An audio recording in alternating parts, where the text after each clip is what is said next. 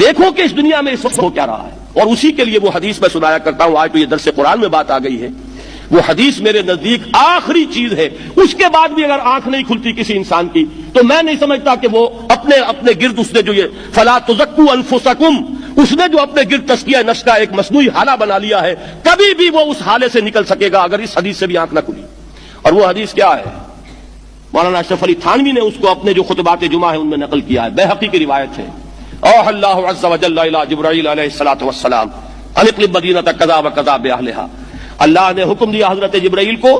فلاں فلاں بستیوں کو الٹ دو اس کے رہنے والوں سمیت۔ قال فقال، حضور نے فرمایا، اس پر حضرت جبرائیل نے عرض کیا بارگاہ خداوندی میں، ان فیھا عبدک فلانا لم یعصک طرفۃ عین، پروردگار اس بستی کو الٹ دوں،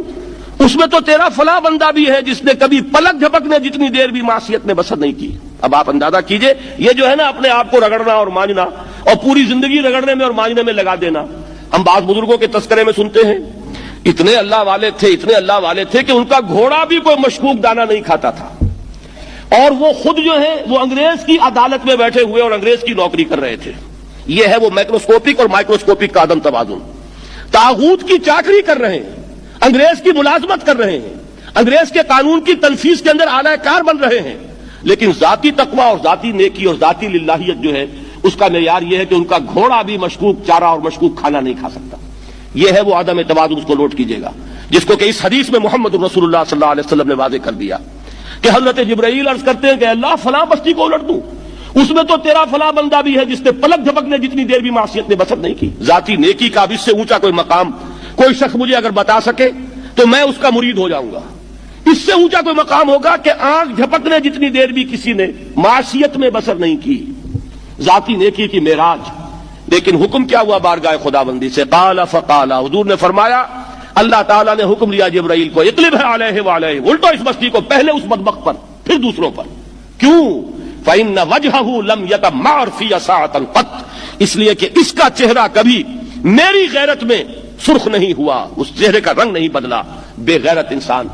بدیاں پھیلتی رہیں، میرے دین کو روندا جاتا رہا، میری شریعت کی دھجیاں بگڑتی رہیں، اوامر کا مذاق اڑایا جاتا رہا، نواہی کے لیے دنیا کے اندر جن چیزوں سے میں نے روکا اس کے لیے فلسفے تراشے گئے، اور یہ لگا رہا مست رکھو ذکر و فکر صبح گاہی میں اسے، یہ سوائے ذاتی اپنے اس اصلاح کے اور ذاتی تقویٰ کے اور ذاتی نیکی کے اور ذاتی عبادت گزاری کے یہ میدان میں نہیں آیا، اس کا خون نہیں کھولا کبھی، اس کے چہرے کا رنگ متغیر نہیں ہوا، لہذا یہ دوہرا مجرم ہے۔ یہ ہے وہ تصور جو یہاں پر نوٹ کیجئے۔ ہاں، اس کے یہ معنی بھی نہیں ہے کہ نماز بھی نہیں پڑھ رہے، روزہ بھی نہیں رکھ رہے، اقامت دین کے کارکن ہیں، فرض نماز آ گئی ہے وہ چلی جا رہی ہے، جماعت کا کوئی اہتمام نہیں ہے۔ اب یہ دو انتہائیں ہیں، ایک انتہا یہ کہ وہ تزکیہ نفس جو ہے اسی میں وہ رگڑنے اور مانجنے کا عمل جاری ہے، ایک یہ کہ اس کا سرے سے کوئی تعلق ہی نہیں، اپنی ذات سے بحث ہی نہیں۔ وہ کیفیت وہ ہو گئی ہے جو یہود کی آئی ہے قرآن مجید میں کہ تامرون الناس بالبر وتنسون انفسکم وانتم تتلون الکتاب، کیا تم لوگوں کو نیکی کا حکم دیتے اور اپنے آپ کو بھول جاتے ہو؟ یہ دوسری انتہا ہے۔ پھر وہی بات عرض کروں گا، وہی بال سے زیادہ باریک اور تلوار کی دھار سے زیادہ تیز راستہ ہے جس پہ چلنا ہوگا کہ نہ یہ ہو کہ وہ مبالغہ ہو رہا ہو، اپنی ذاتی اسلام میں تو مبالغہ کی حد تک آگے جا رہے ہیں، اور دوسرے یہ کہ اپنے دین کی تبلیغ و اشاعت، اقامت دین کی جد و جہد، اس کا کھانا ہی نہیں کھولا زندگی میں، وہ کھاتا ہی نہیں کھلا ہے۔ یہ ایک انتہا ہے۔ دوسری انتہا یہ ہے کہ انسان یہ سمجھے اپنے آپ کو کہ میں تو مجاہد فی سبیل اللہ اور دین کا کارکن اور دین کا میں اللہ کے دین کو قائم کرنے کی جد و جہد کرنے والا ہوں، جبکہ حال یہ ہو کہ جو کبائر ہیں وہ بھی زندگی میں موجود ہوں۔ ظاہر بات ہے فرض کا ترک کبیرہ ہے، نماز فرض چھوڑی تو کبیرہ گناہ کا ارتکاب ہو گیا، وہ تو کبائر میں آ جائے گا۔ فرائض کا ترک کر دینا کبیرہ گناہ شمار ہوگا۔